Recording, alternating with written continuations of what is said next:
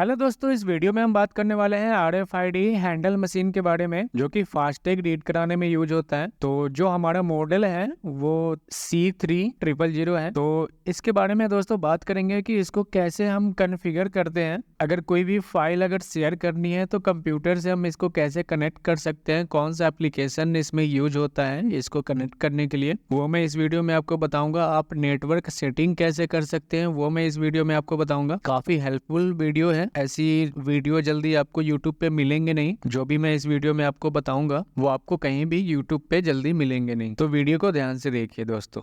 तो दोस्तों ये देखिए, यहाँ पे आपको एक USB केबल ले लेनी है जो B टाइप है। आपका जो भी अगर एंड्रॉयड आ रहा है आजकल, तो अगर एंड्रॉयड में आपका अगर C टाइप चल रहा है तो C टाइप लगा लीजिए। वैसे ये जो 96 का पुराना मॉडल था उसमें B टाइप ही लगता है। तो आप इस केबल को कनेक्ट कर लीजिए इधर, और दूसरे साइड आपको क्या करना है, आपको लैपटॉप में अपना USB इंसर्ट कर लेना है। यहाँ पे ये दोस्तों जो दिख रहा है आपको, ये देखिए कनेक्ट हो गया है। ये जो सॉफ्टवेयर है, इस सॉफ्टवेयर का लिंक मैं डिस्क्रिप्शन में दे दूंगा, वहां से आप इसको डाउनलोड कर सकते हैं। इसका नाम है विंडोज मोबाइल।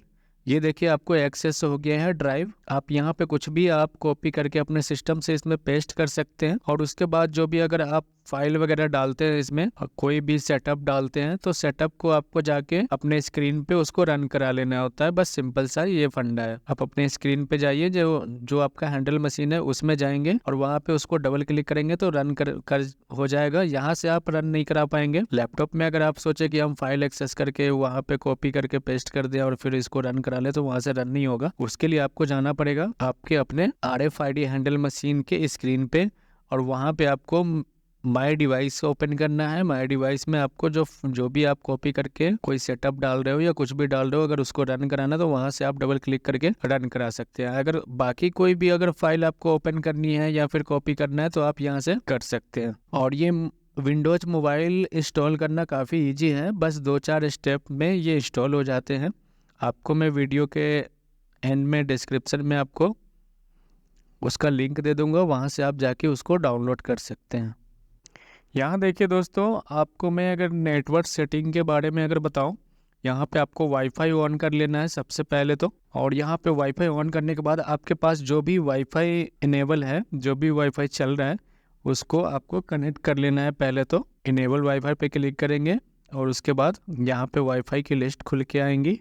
यहाँ थोड़ा सा टैब दबाएंगे यहाँ पे साइड में, तो यहाँ पे देखिए लिस्ट खुल के आएंगी कि वाईफाई आपके यहाँ कौन कौन से ऑन है। उसमें कोई सा भी एक वाईफाई आपको सिलेक्ट कर लेना है। दोस्तों यहाँ पे आप स्टार्ट पे जाना है और नेटवर्क डायल अप कनेक्शन पे क्लिक करना है। यहाँ पे देखिए दोस्तों, आपका जो भी वाईफाई कनेक्ट हुआ है वो लास्ट में दिखाएगा सैन करके। इसमें आपको डबल क्लिक करना है। ओके करने के बाद यहाँ पे देखिए आपको नीचे वाले ऑप्शन पे क्लिक करके यहाँ पे IP डाल लेनी है।